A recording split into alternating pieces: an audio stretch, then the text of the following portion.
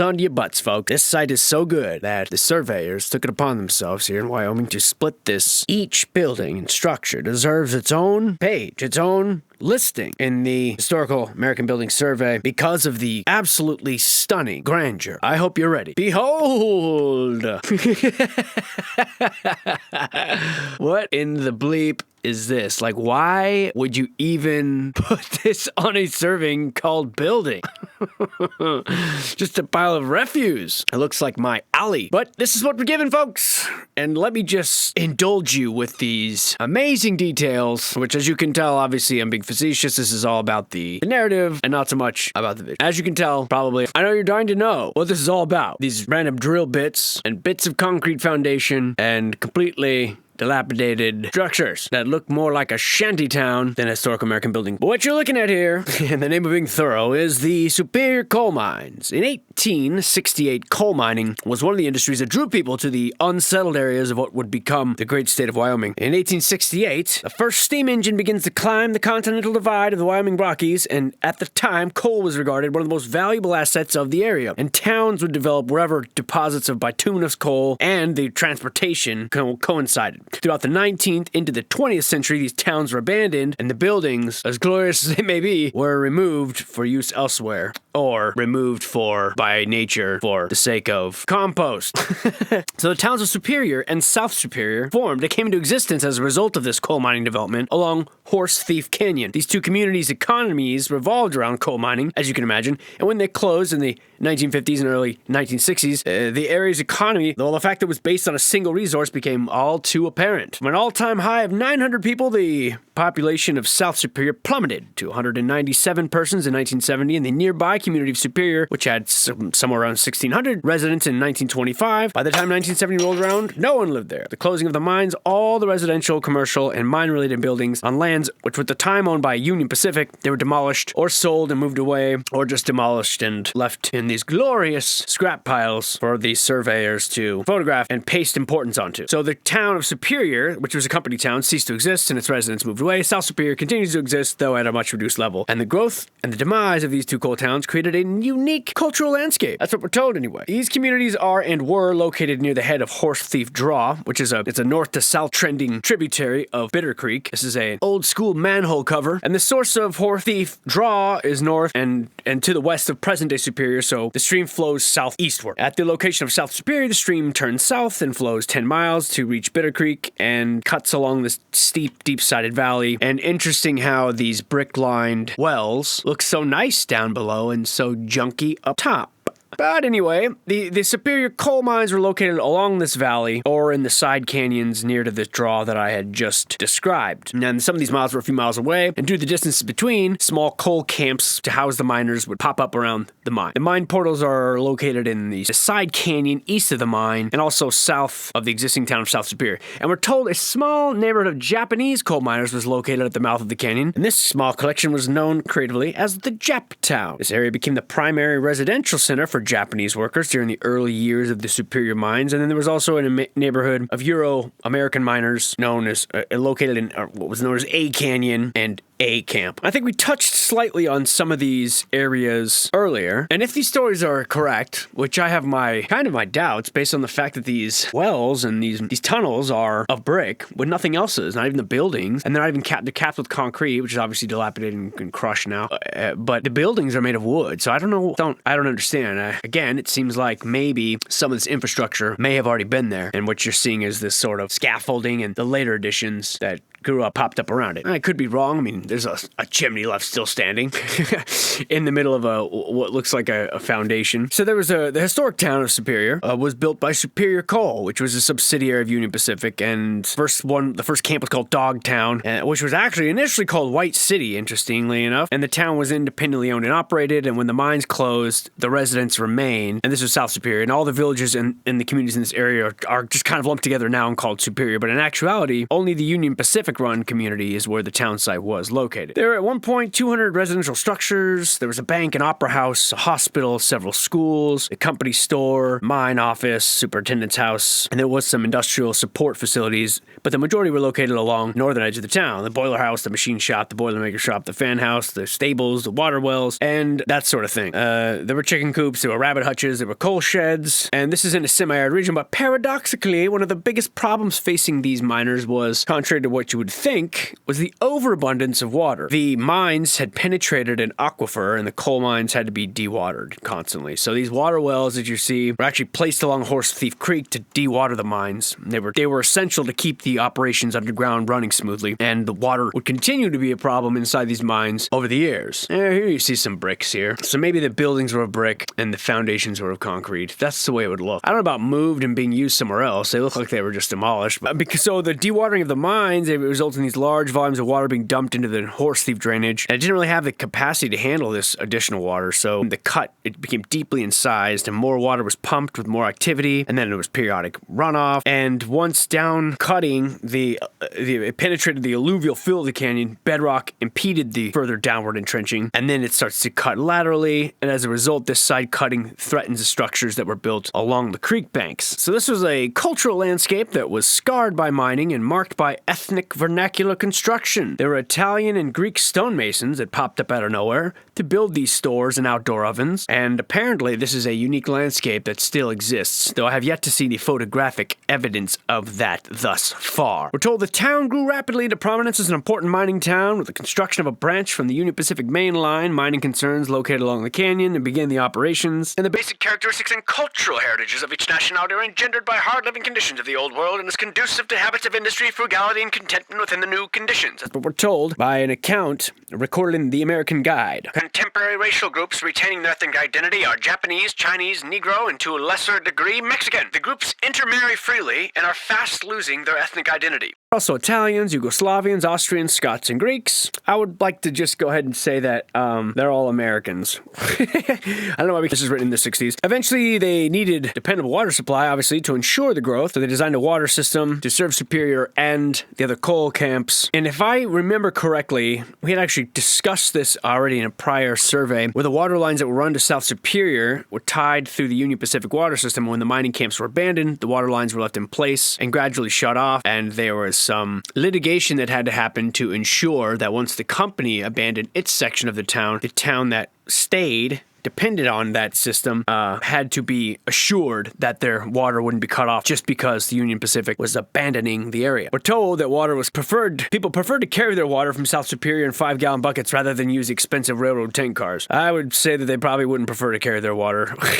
But, you know, that's what we're told. They built water towers around 1909. Well, it had to be after 1909, actually, because there's a 1909 photo which clearly doesn't show any water towers. Later, there's a photograph in 1909 that clearly shows 3 water towers. So sometime in 1909, there was a water system put in place. Now, I don't know why this is so important to this survey that needs to be featured in such ridiculous detail. And believe it or not, each of these pictures has its own item. It's a unit with its own write-up. In the 50s, Union Pacific began slowly closing down its coal mining operations at Superior. Much of it had been used for the steam locomotives. In the 50s, these were being replaced, so the decline in the demand for coal obviously led to the closure of the Superior mines, which we hear about this everywhere. And unlike previously abandoned coal camps at Superior, they were privately owned property in the middle of the company land to avoid paying property taxes and to prevent the homes from falling into disrepair.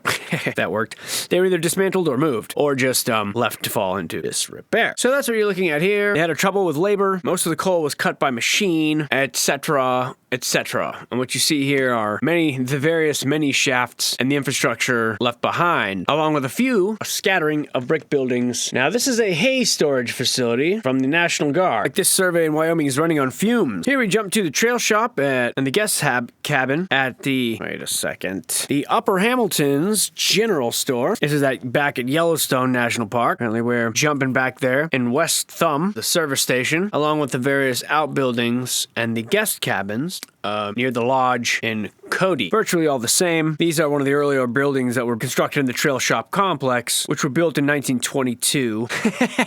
This feller just dodged this egg that we threw at him, and he looks rather irritated to be awoken in such startling fashion. These cabins are pretty much the same. They all follow the same basic format, peeled round logs and resting on either a native stone foundation or small wooden piers, some of them with little reinforced concrete blocks. And this is the Old Faithful Inn and the Old Faithful Lodge, which that one right there is a rather impressive old building. All built with natural stone, native stone, and peeled logs and shingle. Here's the old boiler room that serviced this here complex out there in Yellowstone. And I don't understand why the need sometimes to put Jimmy out here. Jimmy, you using them crates as a toilet again? Damn it, boy. No white and the seven dwarfs up here in the ceiling, eh? That is some interesting commissioned artwork for that there. Right, friendly, cartoony look, huh? These photographs are from the second half of the... Wow, quite a collection of road signs there. Old man Taylor, every time he finds himself in front of a road sign he disagree with, he just tear it down and bring it on home. Guess it's an interesting little view into the rustic part of the state, but really, most of it's kind of rustic, and I don't really understand why these are included in the survey, to be quite honest with you. I mean, some of them are pretty interesting, but they offer virtually no information about these old buildings. Just that their lodge and a general store and the service that they provide here to the ever-increasing tourist industry sprouting up around Yellowstone Park. That one's interesting. Wonder why they do this with the old big concrete foundation and the wood on top. Just looks like it's built in two parts, you know? I mean, look at that. Like, why would you do that? This one seems a little suspicious, but most of these seem very reasonable. Continuing on with our tour of grandeur, here is the Hey Derek that exists at the Thomas Murphy Homestead, which is part of Mormon Row. It's a series of farmsteads or homesteads along the Grand Teton National Park. See here, still bleeping around with the old faithful. Look at the throngs of people back in the distance just waiting to bum rush you and steal your supplies. Just kidding. It ain't The Walking Dead. Not yet, anyway. Hopefully we've staved that off, you know, for at least a generation or two. But they'll be back. This is the Old Faithful Visitor Center, of course. Couldn't tell. Maybe you can't read. I don't know. And this is 300 feet southwest of the Old Faithful Geyser. And that's literally all we're told about it. Not given a builder. We're not given a date of construction. Not given anything. Just told this is theater. Various viewpoints. Believe it or not, that is not a statue. That is a man. A real man. And yeah, I don't see the point of putting these on here. It's a pretty cool building, but without any information. It puts the chopstick on its face or it gets the hose. And there, that's what it feels like to be in the front of a college seminar that no one signed up for. Fine. Various little exhibits. How to kill a geyser, huh? You just feed it bare. That's how you kill a geyser? I suppose there's some sort of anti-litter message in there somewhere. That's how you kill a geyser, but whatever. Geysers of the world, eh? I see. Objects like these sink to the bottom of a geyser spring, clogging the plumbing system. Odd that you'd call the geyser plumbing system. Maybe that's what they are. Maybe they are just ancient old hot spring pipes that have burst. I don't know. I have no reason to believe that. They called it a plumbing system, not me. It's a big concrete pad. Almost like a bullseye pattern. Kind of seems unnecessary by my guesstimation. But what do I know? I'm just spitballing it here because we got no information as usual. How about you? You know anything, lady? I didn't think so. Carry on then. Pretty cool looking building though. I wish they'd given me something to work with. Pressed beams up there. For a second I thought it was one solid branch. Then I realized, no, it isn't. And this is the employee lounge. I mean, I don't know that to be true, but I'd guess by the furnishings or lack thereof. Spare no expense for the employees, really. Seems like an awful lot of photos to waste on one pointless entry. And here again, no one showed up to my demonstration. I was gonna show them how to mandolin a tomato. But no, nobody cares. Nobody cares. Very strange leg of the survey, this one. Well, if there's ever one you want to skip, it might be this one. This is the Wyoming Air National Guard Base, the Cheyenne Airport. This is constructed in 1942, so not really what we like to deal with. But basically, this came into existence when the post office extended the airmail route from Chicago to San Francisco, and so they built this here, which basically followed the right-of-way of the Union Pacific Railroad, which avoided high-altitude mountainous country, which is what this tried to do. Magic City Sign Shop. Where have we seen that before? Magic City Sign Shop everywhere. Well, this was a good location for training pilots for crew duty. The concrete runway and the taxiway system they built in 1942 to train during World War II, and this was a place where they modified B-17 bombers. There's a cafeteria, a garage, a boiler house, 500,000-gallon water storage reservoir. All this is from the historical American engineering record, which has really sometimes some overlap with what we like to look at, but not this time. This thing has been abandoned after the city was eclipsed by Denver. So Cheyenne's small population didn't generate enough passenger traffic and it was no longer needed. And also these newer high-flying planes didn't need the old airmail route anymore, so United Airlines left Cheyenne in the 60s, Western Airlines continued service in 1979, and only Rocky Mountain Airways continues to serve the city of Cheyenne, at least at the time of this ride. Late 70s, if not early 80s. An old remnant of a little nuclear fallout shelter, and it's pretty much been left to the wolves. From my understanding, they still use part of the airstrip for training and for emergency landings and for things like that. One thing that is interesting is there are underground heat tunnels made of brick entirely. Not sure if we get to see any, but they are described in detail. Well, actually, they're described with very little detail, only that they exist. Some of these are built of red brick that are backed by cinder block, and some of these are still in use. One of these buildings is still used as a steam facility, but many of these are slated for demolition beginning in 1985, in the year of our Lord, which is long past. So apparently now, there are 2 of these buildings, only the hangars, will be retained. All the old brick buildings. Now, the odd thing is that John Laytonser and Sons are from Nebraska, are allegedly the builders here. John Laytonser was born in 1859, Germany, immigrates to America, age 20, and he finds employment in Chicago as a draftsman. In 1888, he relocates to Omaha and opens up an office as an architect, designed the Omaha Post Office, and becomes a prominent architect in Omaha, designing 20 other Omaha school buildings, the Omaha High School, the Douglas County Courthouse, the hospital, University of Nebraska, the Brady's office building, numerous buildings in and around the city of Omaha, which is highly suspicious. And in 1912, his architecture firm expanded to include his 2 sons, and it was these 2 sons, his son also named John, and also Frank, who in 1933 established their new firm, changed the name to William Laytonser, which I don't even know why. I'm one of their sons, I suppose. I don't know why they would change it from, when their names are John and Frank, they change it from John and Frank to William and Associates. Not sure why any of that is any relevance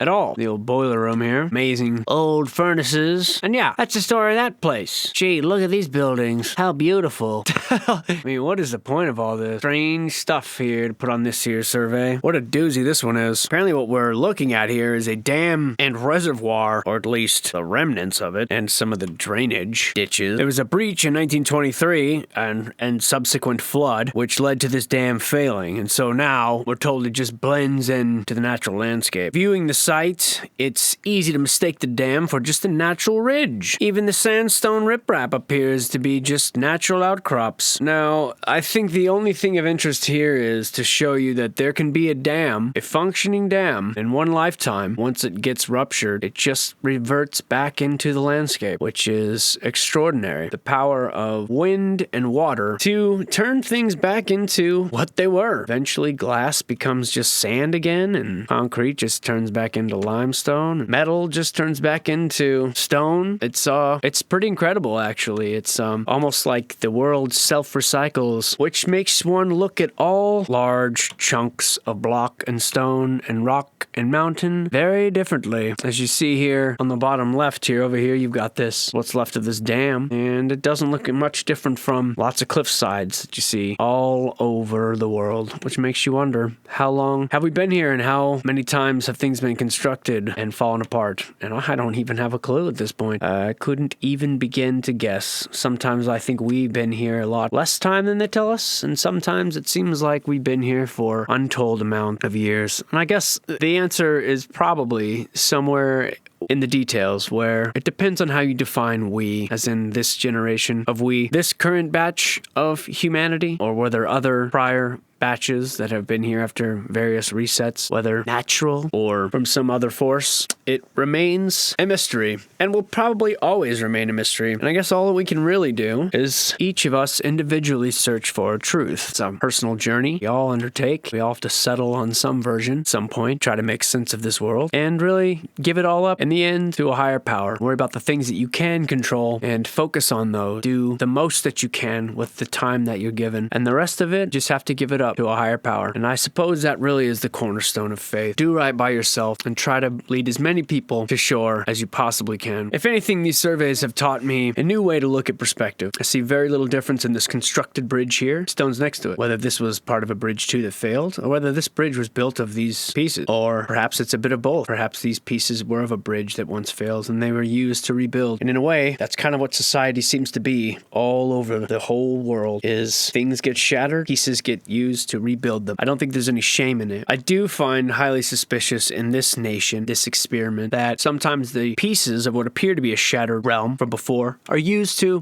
inflame us, to pump us full of a narrative, perhaps invigorate us into some sort of false belief, and to fuel the fires of industry so that we're forging ahead. And what I fear is that the connection between what came before has been severed. And that's sort of the great hoax that we did this. When really, perhaps we just have reassembled this world using bits and pieces of the world that was here before. That's kind of what it all seems to point to me. It's in reconnecting with our own past and reuniting to build a future that can hopefully rise from the shadows of the glory that was, or the glory that it appears to have been, and be better, and to be better, and to not succumb to the wars, and not succumb to the division, and not succumb to the manipulations of those that would use ignorance and the innocence of children and indoctrinate people into thinking and feeling a certain way, and then into being essentially henchmen, unwitting assistants, sort of press ganged into your service. And that's continually what it feels like. And I hope that we can turn the page on some of this. I don't think there's any shame in not being the original creator of certain things. I don't think there's any shame in saying that a lot of what we have has been reconstructed or reverse engineered. And in a way, that is reconnecting with those that came before. I see nothing wrong with it. I find it interesting when people get offended at the thought of that we couldn't have done it, as if it's somehow insulting to your ancestors. I don't think that's the case at all. I think the ingenuity of men is an ego trip anyway. All of this life seems to be a puzzle, and the pieces were cut and scattered to the wind for us to put together. That's the great game. That's the joy. That's, I believe, why humans are inherently curious. Watching a kitten bat at everything that moves, and even a child as it staggers around, poking at everything and touching and tasting everything, that is inherent in us, in most mammals, and especially young ones. And I hope that I can continue to be curious throughout my days, and I can only hope that I don't deceive myself in any way. That seems to be the only prayer I can offer up with any consistency. And so I don't understand a lot of the stuff that I see in these surveys. A lot of it seems to be constructed on something with a deeper purpose, in the way that this little cabin seems to be sort of constructed on a much more substantial foundation. Who laid that foundation? I don't know if it matters. I don't know if it matters. Search for truth is yours, and it's mine, and it's an adventure, and it's also our duty. It's also our responsibility, and I firmly believe that. So forgive this survey for having no real interest as far as that goes, rather than just becoming the backdrop for my own pointless musings and rambling. But this is a journey. None of these videos is meant to be taken complete as a complete thing. If you've been with me here from the beginning, or at least even no matter when you kind of step in these journeys, if you follow along with these at all, or whether or not you just pop in randomly, it is a journey, and it's a journey through time. It's a journey through a narrative that's began and picked up and carried forth throughout the years by various people that have been part of this government agency with various levels of interests and various mission statements and various agendas. And this is just my own way of carrying that torch, and maybe I'm running you with it in a different direction. Well, so be it. I guess that's what I'm here to do. Look at that little subterranean basement there. Seems a little unnecessary, doesn't it? And this is an odd one. This is a very odd stretch. I can't say that it's my favorite. Whoa, look at that furnace. I spoke too soon. Love those things. But Wyoming seems to be a very interesting place. Very late in the game. And if old maps are correct, a lot of it appears like a lot of this is a very windswept, barren land, almost like it used to be an ocean at some point. I feel like that about a lot of the western part of the United States. I guess I'm not sure if Wyoming's considered southwest, but very interesting stuff here, and very rural in nature. It looks this is the most reasonable. Most of this is very reasonable, and a lot of the construction of it seems plausible. Wow, that's a very medieval Viking-looking door. What a substantial-looking building, man. That thing, the size of that beam there. This thing looks like it would just be there forever. It's very, very impressive. And it looks like the halls of Rohan, in which the courtesy is somewhat lessened of late, I'm told, by the great Gandalf. The stark contrast between these government buildings and something like this, with these rough-hewn logs, different size, and this open-air tanning bed. This is part of Mormon Row, back here in the old homesteads there. Barns and the machine shops and the old outhouse with the mysterious lucky horseshoe. These people were rough and very tough, and scratching out a living out here seems like like a very difficult thing to do. And hats off to these old timers. Hopefully I can get a chance to live outside of the city, my own little stretch of land at some point someday. That would be a real dream, although it doesn't seem easy. But then again, nothing is easy. And I wouldn't really want it to be. When things are easy, I tend to get a little bored. They left behind the old crock pot, eh? Is that what that is? Is that a bread maker? I don't know. And some saucers out with milk for the cats. That's very thoughtful. Wow, that's an odd sight. That looks like the chair from Pee-wee's Playhouse. How's that for a musty reference? Worst animation ever. God, finding new ways to embarrass myself every day. You know what? I wouldn't have it any other way, America. From every barn, the understanding that we're raised in this idea that we're free. We have inalienable rights, and these institutions of our country, we're running out here and settling. We have they have our best interests at heart, and tend to do these like mental gymnastics rather than to comprehend the idea that maybe these authorities have been working against us this whole time. I think that most people take the thought of some benevolent, well-being governmental system, take it for granted for most of their lives. Most of my life, probably. Well, I shouldn't say. I guess I can't say that. But most of us are gullible. And hopefully, maybe not this one, but hopefully the majority of what I do on this channel, hopefully it can begin to trickle into the backs of minds. If it hasn't already become obvious, hopefully it becomes more obvious that we're not really treated that way. We're not. We're just hens. We're just bees. Just another product bought and sold. And these people running these big corporations and these institutions, maybe the solution is to accept that we're just being taken for a ride, taken for a joke. Whenever someone's all up in your business, you find someone inside your house. Do you just assume that they're there to make sure things are nice and neat and tidy, or you come to the conclusion that they're burgling you? And what I'm trying to do here is hand everyone a key to open, not necessarily a door, unlock a translation key to understand what we're seeing here, that when our bills increase, yet big companies and government employees get raises, well, seems like the plan not to fix us. And hopefully today is a new day, and hopefully we can turn over a new leaf and move in a different direction. And hopefully the new leadership does what they claim they're gonna do and give us back some of the control that we've given up, give us back some of the opportunity, and in our own small way, do our own small reset of whatever small systems we can control, and hopefully boot that up into a new operating system. There's also nothing that remains to be seen here. On that note, there's nothing that remains to be seen here on this leg of this very awful, boring, historic American building survey in Wyoming. And if you're still with me, God bless you, and I'll see you soon.